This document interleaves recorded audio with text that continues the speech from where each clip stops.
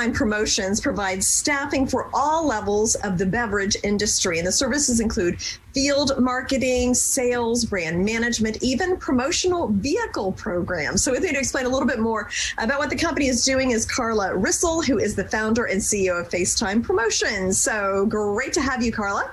Hi, Jane. Nice to have you. Thanks for visiting today. So let's just start with just kind of an overall company profile. I gave a little bit of a hint, but go into more depth about what you do.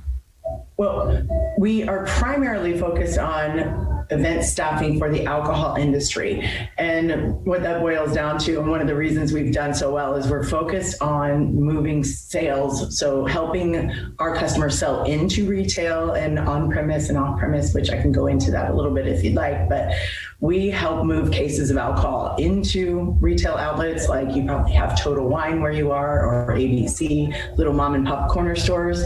And then we also work with restaurants and bars, festivals. Like we're doing a huge event, the Pepsi Jam in Panama City this weekend for Cupcake Wines. We did their booth and everything. Like we designed their trade show booth basically that they're going to have at the event.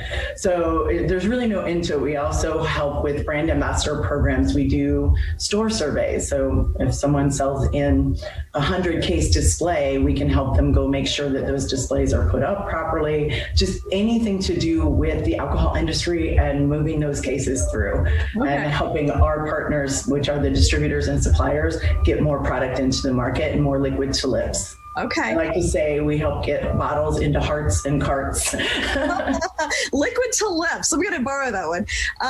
Okay. So tell me a little bit about your background, because you have been in this industry for a while, right? Yeah, I was looking at it today. I'm like, wow, we started in 2004 and it was just me and a computer. And for years, I was able to do that. And just in the last couple of years, I realized I can't handle all of the volume. I started out in the beer side of this because I used to work for InBev, which back when I worked for them in 2003, 2002, it was Stella Artois, which everybody knows, Beck's, Bass, Rolling Rock. And we were just little 3% of the portfolio and most of the distributors that we worked with.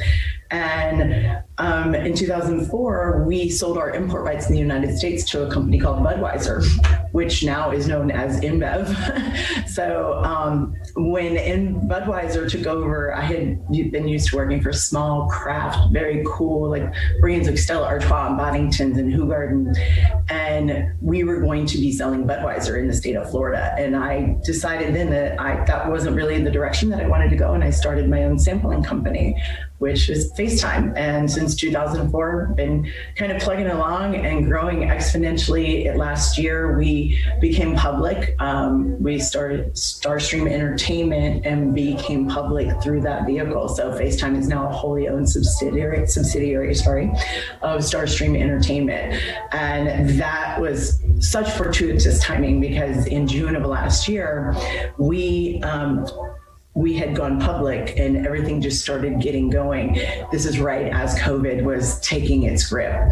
Just to give you an idea, we were doing about 1,000 events in March, the month of March of last year, and COVID hit, we went down to 4 events in April.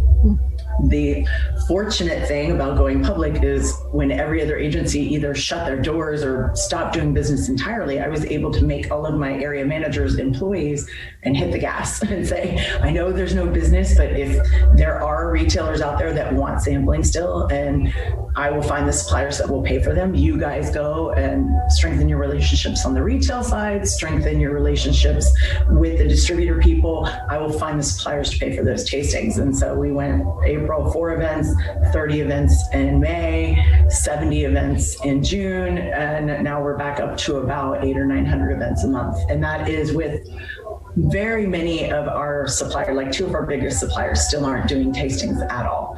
Okay. So we've grown with the direct bill to the suppliers, and we have one distributor, Republic National Distributing, that kind of never really stopped doing tastings. So it's very fortunate with that we were able to grow our partnership with them as well. So the pandemic must have been a really interesting time because we know that alcoholic drinks went up during the pandemic, and liquor stores were allowed to stay open in most states, if not all. But yet you did events, which all had to be canceled. So, I mean, what was that like, and how did you navigate all of that? Well, it was very interesting. So we just shifted our focus, and typically our business mix is about 20% bars and restaurants and 80% retail anyway. So we were very lucky that that was we were focused there already. Then when that happened, we just, like I said, I put my people to work, get out there and, go to see the Total Wines, go to those liquor stores and start making those connections with those people and get the business going again. We'll take care of it on the back end and we keep everything floating.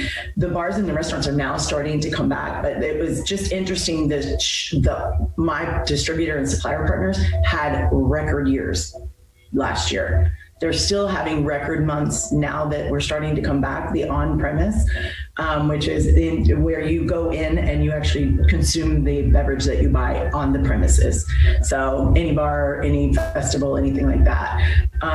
That has come back with a vengeance. I mean, they're doing better than they ever have. And that's with so many restaurants closing. So it's really a really good indicator for our industry. People in Florida, people are ready to be out and about. They are elbow to elbow. You're seeing a lot of people not wearing face masks, but we're trending down with COVID numbers. So, I want to say, crossing fingers that we're past the hump on this, and hopefully it's great for our industry, because as more suppliers and more distributors start allowing tastings again, we're poised, we're ready. We've got amazing relationships. Our team tightened up. We invested in technology to make us more efficient and be able to handle more events and more volume. And, we have a lot of staff, it's part-time staff that we work with. It's 3 hours here, 2 hours there, but we were giving them paychecks all through the pandemic.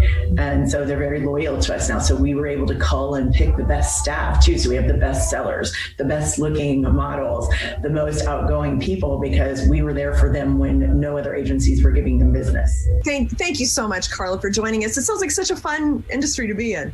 You'll have to come down and come to some events. We do a lot of wine fests. I think I might just do that.